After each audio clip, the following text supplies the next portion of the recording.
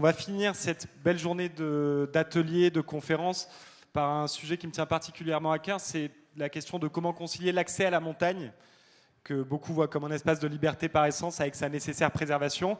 Et pour ce faire, je vais accueillir Hilary Gérardi, traileuse, récente détentrice du record du Mont Blanc. Camille Riom, ingénieure chargée chez Sport 1.5, co-rédactrice du plan national d'adaptation au changement climatique Sport, j'y suis arrivé. Laureline Chopard, présidente de Protect Our Winters France. Fred Comte, directeur du club des sports de Chamonix et organisateur du marathon du Mont Blanc qui approche à grands pas. Et enfin, Tanguy Marzin, Sport for Change, que vous citez Kylian, et tu travailles aussi au quotidien chez ChangeLab. Merci à toutes et à tous d'être là. C'est important de se poser la question. On a beaucoup parlé dérèglement, changement climatique. La question aussi des solutions et de comment les adresser grâce au monde du sport et comment accompagner l'aventure en montagne pour qu'elle soit synonyme d'adaptation. C'est une question qu'on a peut-être un tout petit peu moins adressée aujourd'hui. Pour dézoomer 2 secondes, Camille, vous avez travaillé sur le plan national d'adaptation au changement climatique du sport. Il n'y a pas que la montagne qui est concernée par ces sujets. Comment ça se passe ailleurs en France ? Oui, effectivement, la montagne est bien touchée. C'est un milieu fragile. C'est un peu comparable aussi avec la situation en bord de mer. En fait, globalement, les grands chiffres qu'il faut retenir, c'est dans un monde à plus de 2 degrés, il y a moins 1 mois de pratique sportive parce que les températures sont trop hautes. En fait, tous les chiffres qu'on a vus tout à l'heure, c'est exactement les mêmes, mais simplement, il faut mettre le mot sport derrière. Et ça veut dire qu'on ne peut pas pratiquer. Il y a 50% des bâtiments sportifs, des gymnases qui ne sont pas adaptés aux fortes chaleurs, donc on ne peut tout simplement pas aller dedans en période estivale, à moins de grandes rénovations. Il y a la montée des eaux, c'est un club de voile sur 7 qui est menacé par la montée des eaux en France. Voilà, en gros, c'est les sécheresses qui vont être multipliées par 4, c'est autant de terrains de football qui sont asséchés, des risques pour les pratiquants évidemment. Donc tous les sports sont touchés par le changement climatique. Et voilà, globalement, pour dézoomer. Et donc, le plan national d'adaptation au changement climatique du sport voulait travailler sur, c'est une commande du ministère, la première déclinaison sectorielle du PNACC numéro 3. Et on a travaillé sur toutes les grandes catégories de sport. Et en gros, la structure, si on peut en parler un petit peu, c'était un peu comme aujourd'hui, c'est mieux connaître, comprendre pour pouvoir gérer chaque sport sur chaque territoire de manière différenciée, dédier des moyens financiers et humains pour mettre en œuvre les adaptations et adapter toutes les composantes du sport. En gros, que ce soit les infrastructures, les modalités de pratique, les modèles économiques, les modèles de gouvernance, etc. Merci pour ce premier panel de tout ce que le monde du sport va devoir affronter comme changement demain. Laureline Chopard, vous êtes présidente de Protect Our Winters France. Vous en accompagnez des événements sportifs, mais est-ce que vous pouvez d'abord nous rappeler ce que c'est que Protect Our Winters France ? Oui, alors Protect Our Winters, c'est une association qui a été créée par un sportif, par un snowboarder professionnel qui s'appelle Jeremy Jones aux États-Unis il y a un peu plus de 20 ans.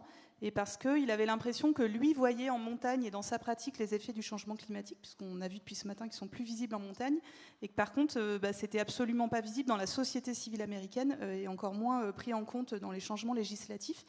Donc en fait, l'ADN de Protect Our Winters, c'est on veut protéger nos hivers, et en fait, la première lutte à mener si on veut protéger les hivers et les pratiques sportives, puisque c'est vraiment partie du sport, c'est de lutter activement contre le réchauffement climatique et donc de servir un petit peu de sentinelle, de pouvoir lancer l'alerte le plus vite possible. Et en France, l'ambition qu'on a, moi, j'aime bien faire ce clin d'œil, c'est qu'en fait, on veut devenir le lobby de la chasse du sport outdoor, donc coucou les chasseurs.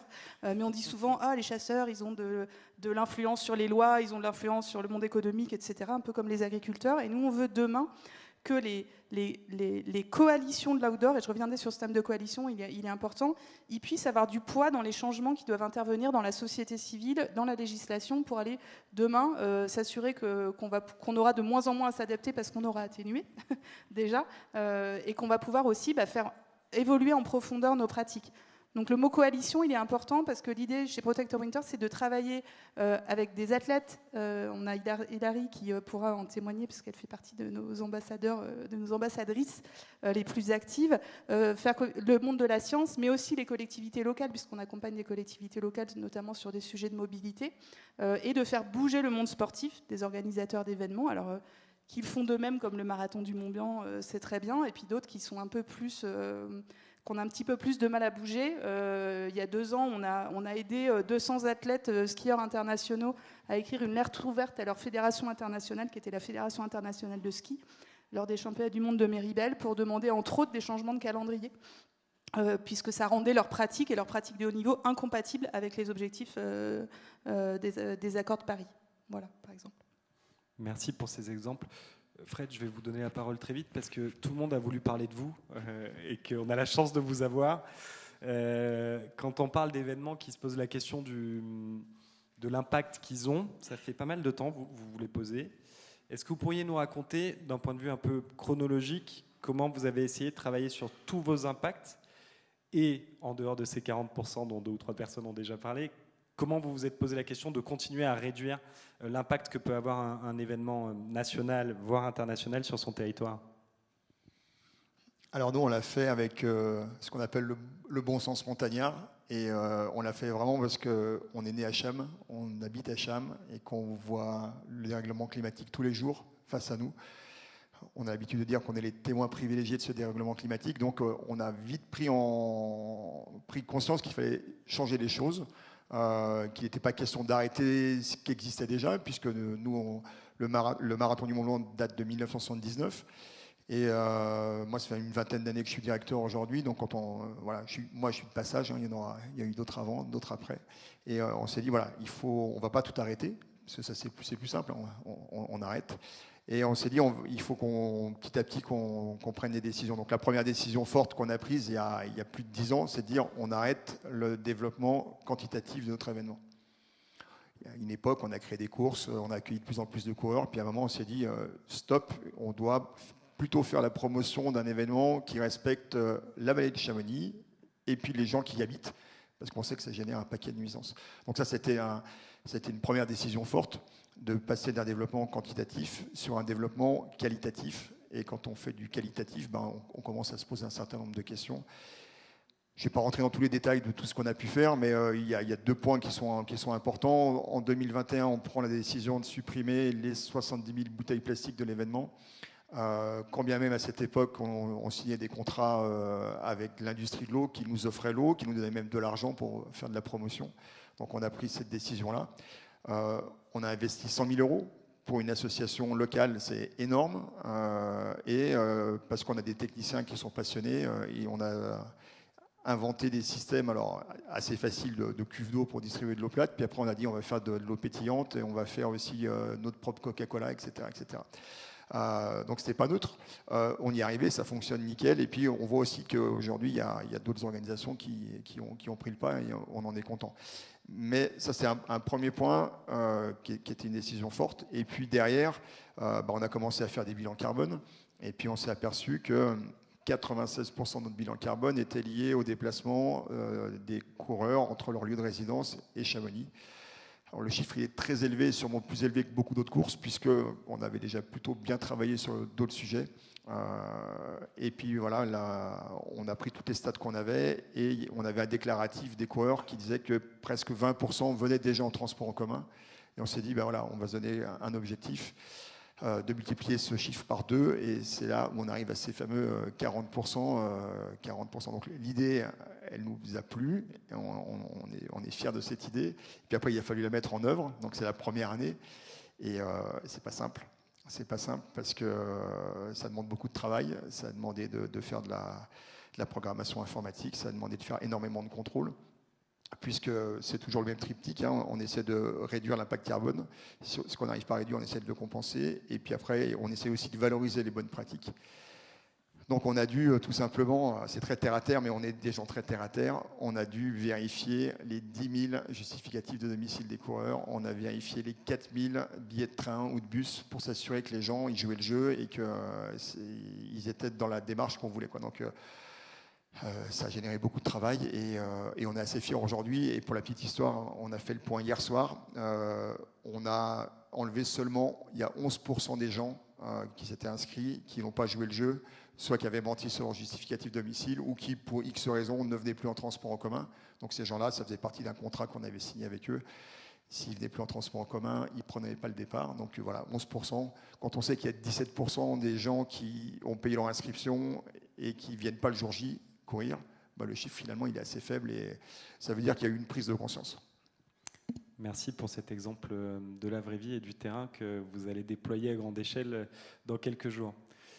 Hilary, quand on est un sportif, en l'occurrence une sportive de haut niveau, et qu'au quotidien on a la chance d'avoir des milliers de personnes qui vous suivent sur les réseaux et peut-être d'inspirer aussi, je suis quand même un peu, et d'inspirer peut-être un peu aussi les gens passionnés par ce sport, comment, en plus de son sport, on se pose la question de son impact sur son environnement et est-ce que vous pourriez nous raconter un peu les questions qui vous traversent sur ce type d'enjeu ? Bon, c'est sûr qu'en tant que sportif, on a une plateforme et on a plein de contradictions. Je crois que comme tout le monde a des contradictions et peut-être des athlètes plus forts que certains autres. Et en fait, pour moi, je pense qu'il y a, habitant d'une vallée comme Chamonix qui est tellement incroyable et qui a un patrimoine naturel si fort, je pense à deux différents types de contradictions où, de manière un peu qu'on a besoin de préserver ces lieux. Donc il y a à la fois ce que elle évoque Camille sur cette question du changement climatique, et on a la montagne qui change beaucoup à cause du changement climatique et tout le monde d'ailleurs, et aussi cette question comme ça a été évoqué tout à l'heure pour les espaces réserves naturelles par exemple, la nature, la biodiversité et donc vraiment cette nature et l'impact non global mais direct sur notre environnement. Et donc moi je sens que j'ai des tensions personnelles liées à ça. Donc ça peut être sur un des deux sujets étant le changement climatique, mes déplacements, ma communication, comment je montre mon activité. Est-ce que je prends l'avion tout le temps? Est-ce que je vis des contrats avec des sponsors qui fabriquent du matériel dont on n'a peut-être pas besoin ou qui ne sont pas fabriqués de la manière que je veux. Donc moi je pense qu'il y a plein de choses à essayer de mettre en œuvre par rapport à tout ça. Donc moi j'ai changé depuis plusieurs années ma manière de choisir les événements auxquels je participe et si je dois aller loin, comment je m'y rende, combien de temps je passe là, quelle est mon approche par rapport à ma relation avec le lieu quand je me déplace. Après, sur les questions sur l'impact sur l'environnement, je pense que ça, c'est sûr que le plus de monde qu'on envoie sur les sentiers, qu'on envoie en montagne, on a un plus grand impact. Et il faut que nous, les athlètes, on essaie d'être respectueux, mais aussi qu'on a un public. Et donc, qu'est-ce qu'on communique comme message? Comment on représente ce qu'on fait? Et comment on encourage d'autres personnes à aussi aller en montagne? Et est-ce qu'on encourage les gens d'aller d'une manière responsable? Donc je pense que il y a tout un sujet sur la sensibilisation et notre rôle en montrant le bon exemple et encourageant les gens, parce que ça nous fait vraiment beaucoup de bien d'aller en montagne, mais comment on peut y aller et comment on peut encourager d'autres personnes à y aller sans nuire à la biodiversité, sans nuire même aux sentiers. On parlait de l'érosion tout à l'heure aussi, donc il y a plein de choses. Parce qu'on ne protège que ce qu'on aime et quand on préparait cette table ronde, vous me disiez qu'il fallait aussi amener d'autres publics à la montagne et vous voulez peut-être nous raconter ce que vous faites là-dessus. Il y a évidemment la protection de la biodiversité, mais il y a aussi sensibiliser grâce à cet écosystème incroyable qui est autour de nous. C'est aussi un outil peut-être pour servir la cause de l'adaptation. Oui, tout à fait. Donc moi, j'ai eu la chance, quand je suis arrivée dans la vallée de Chamonix, de travailler pour une association locale, le CREA Mont-Blanc, Centre de recherche sur les écosystèmes d'altitude. Et c'était là, justement, où j'ai appris cette citation de Jacques Cousteau, que je ne le fais jamais parfaitement, mais on aime ce qui nous a émerveillés et on protège ce que l'on aime. Mais pour être émerveillé et pour aimer ce qui nous entoure, il faut y aller, il faut aller découvrir. Et donc, il faut que nous, on trouve des manières aussi de s'assurer que toujours plus de monde peut accéder à cette nature et tomber amoureux. Donc moi, je travaille avec une autre association de la vallée, en passant par la montagne, qui est basée à Servoz et qui amène des personnes des milieux défavorisés, des personnes en situation fragilisée et qui peuvent être exclus ou n'ont pas accès à la montagne, et ils les amènent en montagne et pour les faire découvrir, et justement à travers cette découverte de la montagne, ils peuvent aussi voir, partager ce que nous, on adore. Et donc, c'est en y allant avec eux, en partageant ces expériences, qu'on espère, et on le voit, moi je l'ai vu déjà avec différents groupes de jeunes et de moins jeunes en montagne, qui tombent amoureux, et ensuite ils voient l'intérêt de le protéger. Parce que ils ont été émerveillés parce qu'ils en aiment. Donc, si on y va, on voit le valeur de la protection. Petit commentaire perso, c'est vrai que quand j'ai fait la Vallée Blanche et que j'ai remonté les centaines de marches et que tu as, au bout de 100 marches, ça c'était il y a 3 ans, ça c'était il y a 5 ans, ça a été une petite épiphanie pour moi de comprendre la rapidité du changement climatique il y a quelques années. Et donc, effectivement, il y a des manières de sensibiliser. En l'occurrence, ce que tu décris, ça n'existe plus parce qu'il y a une téléphérique, mais il faut quand même garder des manières de sensibiliser les gens quand ils y vont sur la mer de glace. Je l'ai senti dans mes jambes aussi, en effet. Tanguy, merci d'abord pour ce partenariat et tout ce qu'on a construit ensemble, notamment la vidéo de Kylian que tu nous as fait le plaisir de partager. Change Now, tu peux nous le raconter en quelques mots, et aussi la manière dont vous travaillez au sein de ce plus grand événement des solutions pour la planète, comme vous vous présentez. Quel est comment vous utilisez le sport sur ces sujets et qu'est-ce que vous en faites ? Ouais, bonjour à tous. Du coup, je travaille pour Change Now et ça se veut être l'un des plus gros événements qui rassemble énormément de solutions pour la planète. C'est une COP des acteurs privés. Donc cette année, on a réuni 40 000 personnes. Et le but, c'est de faire graviter une multitude d'acteurs, exactement comme ce qui est fait aujourd'hui. Des décideurs politiques, des décideurs économiques, des associations, des innovateurs, des financeurs. Puisqu'on a besoin de tout le monde, finalement, pour arriver dans cette transition. Donc c'est une plateforme de dialogue, c'est une plateforme où on construit des synergies. Et le sport, en fin de compte, dans cette... on peut appeler ça un combat, un projet. On a besoin de trouver des alliés. Et donc, on regarde les audiences qui sont les plus stratégiques dans la société. Vous avez les investisseurs, donc ça peut être des fonds, ça peut être des business angels. Donc, on travaille sur cette audience-là. Vous avez le 7e art, le cinéma. C'est aussi, ils travaillent sur les nouveaux narratifs dont on parlait tout à l'heure. Et vous avez le sport. Le sport... aujourd'hui, je pense que les plus grands événements du monde sont des événements sportifs.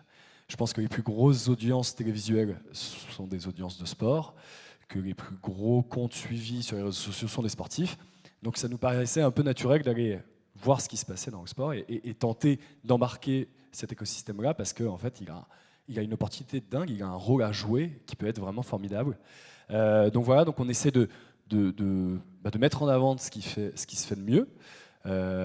Et le sport a un peu de wagon de retard, je pense, mais il y a des initiatives incroyables, comme justement ce marathon du Mont-Blanc, on discutait avec UTMB tout à l'heure. Il y a des vraies actions concrètes. Il y a encore des lieux qui sont plutôt rigides et qui bougent très difficilement. Après, il y a tout ce qui se passe autour des athlètes. Ça, on le fait avec Camille, on l'a fait avec Hilary cette année. Donc, comment on embarque les athlètes dans cette transition ? C'est des leaders d'opinion. Il faut se rappeler aussi que l'athlète, il est quand même au centre du sport. Il influe la fédération, il influe ses sponsors, il va influer les événements auxquels il va. Il a souvent des tribunes. S'il gagne un podium, on va l'interviewer. Donc, comment ces athlètes, qui sont des acteurs sociétaux, s'emparent de ce sujet-là, sont sensibilisés. Donc ça, c'est les questions qui nous animent. Et puis il y a aussi toutes les solutions qu'on doit faire émerger pour décarboner un événement sportif. Parce que, comme tu disais très bien, le plafond de verre arrive très vite au niveau de la commande du transport, de la mobilité des participants. Et donc, monsieur de Maire, vous parliez de quotas tout à l'heure. Je pense que quota est un moment une action qui est obligatoire si on veut couper cette empreinte carbone, une fois qu'on a déjà réduit beaucoup d'autres choses. Donc voilà, il y a plein de mécanismes et le but c'est de les mettre en avant sur ce sommet et à travers ce programme qui s'appelle Sport for Change. Merci pour cet éclairage avec Change Now. Récemment, Hilary, Camille, je crois qu'à l'UNOC, il y a aussi une initiative qui s'est lancée au niveau de la mise en lumière de la science et de la manière de la vulgariser. Est-ce que vous voulez nous en toucher un mot ? Oui, alors en fait, c'est une initiative qui est lancée par des athlètes eux-mêmes, des athlètes qu'on rassemble lors du Climate Sport Camp, dont Hilary fait partie. Et en fait, l'idée, c'est de mettre au service de la science leur exposition médiatique, et donc un peu servir de plateforme pour diffuser les messages des scientifiques, et qui en fait un rapport sur les impacts du changement climatique par Météo France en Haute-Savoie. Il a beaucoup moins d'audience lorsqu'il est mis sur le site de Météo France ou s'il est sur une vidéo. C'est le travail de Protector Winter de faire de la sensibilisation par l'image et le sport. Et donc c'est exactement la même idée. Les athlètes ont décidé de se mettre au service de la science. Ils ont aussi pour vocation dans cette initiative d'ouvrir les portes des laboratoires aux sportifs pour créer des liens entre scientifiques et sportifs, des liens directs. C'est des alliances un peu incongrues. Et la troisième initiative qui ne me revient pas tout de suite, et qui n'est pas des moindres en plus. Qui va te revenir dans pas très longtemps. Sur ce point, Hilary, tu voulais peut-être rebondir ? Oui, ça te donnera une minute pour retrouver. Je voulais juste donner un exemple. Donc, l'initiative Athlete for Science est toute récente, mais pour donner un exemple dans mon propre expérience du rôle de l'athlète, moi j'ai déjà participé à un film qui s'appelle Notre Air, qui porte sur la pollution d'air dans nos montagnes. Et donc, ce film utilise vraiment la voix des athlètes pour transmettre les messages des scientifiques. Il y a aussi les intervention des scientifiques, mais les athlètes servent non seulement pour témoigner de notre expérience, mais aussi attirer du monde pour le regarder. Ensuite, moi j'ai aussi fait un film sur l'ascension du Mont Blanc, et donc ce matin on a eu Heidi Sévestre qui était, je crois, avec vous. Je n'étais pas là ce matin, mais donc elle était dans mon film Always Alive sur le Mont Blanc et le fond des glaciers. Et donc puisque c'était un film sur la performance, on a pu être sélectionné en festival de films de montagne, où le focus est plutôt la performance, mais donc on a attiré, par exemple, avec Montagne en scène, il y avait 150 000 personnes qui ont vu ce film, qui avait tout un volet sur le fond des glaciers à Chamonix. Et donc c'est une manière que les athlètes peuvent donner la parole aux scientifiques aussi. Camille a retrouvé la troisième partie. C'était exactement ça, c'était utiliser les athlètes en tant que participants à la science. Et au-delà de faire simplement le relais des scientifiques, dans notre ère, tu as un capteur de particules que tu emmènes très haut, là où il n'y a pas de station météo pour mesurer. Donc c'est une contribution directe des athlètes à la science aussi. Merci. Laureline, si on fait un peu de prospective en préparant cette table ronde, en résumant un peu la journée, tu m'as dit quelque chose sur la manière dont s'étaient déroulés ces débats, et je trouve que c'est intéressant de le partager avec tout le monde. Quel est le sentiment que tu as quand tu accompagnes des grands événements comme l'UTMB, comme l'ensemble des marques qu'avec Protector Winters vous travaillez? Quel est finalement ton sentiment et comment tu voudrais renverser un petit peu la table sur ces sujets? Alors, techniquement, c'est pas moi qui le fais. Heureusement, il y a une super équipe. La présidente, elle est pas payée, puis c'est elle qui va en prison, mais à part ça, elle fait pas grand-chose.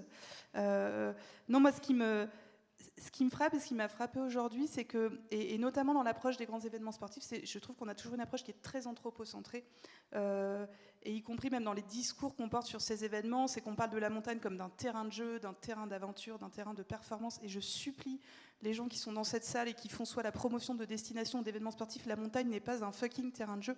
La montagne, c'est un espace dans lequel il y a des gens, il y a d'autres espèces que nous qui vivent, il y a des éléments naturels, et en fait, ça peut sembler super un petit peu idéaliste de dire ça, mais en fait, je pense que c'est très important qu'on se rappelle que notre vision du monde, elle est des temps modernes et elle est occidentale.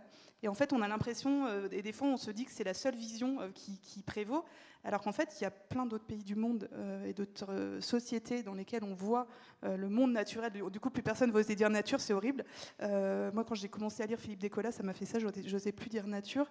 Mais c'est en fait juste des fois de reconsidérer peut-être ce qu'on prend pour acquis, de se dire en fait l'espace dans lequel je vais organiser mon événement, en fait c'est pas un espace sur lequel j'ai tous les droits, c'est pas un objet, c'est pas le décor de mes aventures, mais c'est avant tout un milieu avec lequel je suis interdépendant.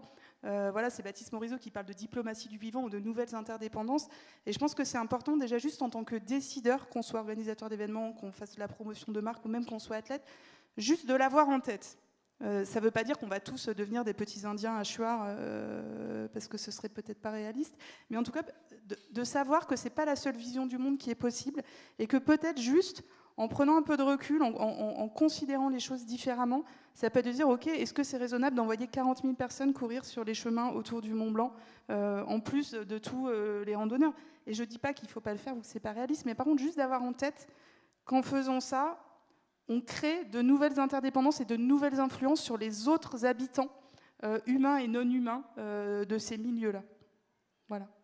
Merci, ça mériterait quelques heures pour débattre de cette question philosophique, pour mais je ceux voulais qui restent à vraiment l'apéro. vous remercier pour nos échanges, vos contributions. On voit quand même que ça bouge assez vite dans le monde du sport et que vous vous emparez de sujets qui n'étaient peut-être pas au cœur de vos préoccupations il y a quelques années. Et je suis persuadé, ça c'est ma casquette de communicant, mais que le réseau et la caisse de résonance du monde du sport pour régler ces sujets et leur donner de la voix, les vulgariser est extrêmement important. Donc merci pour votre présence et merci beaucoup pour cette table ronde.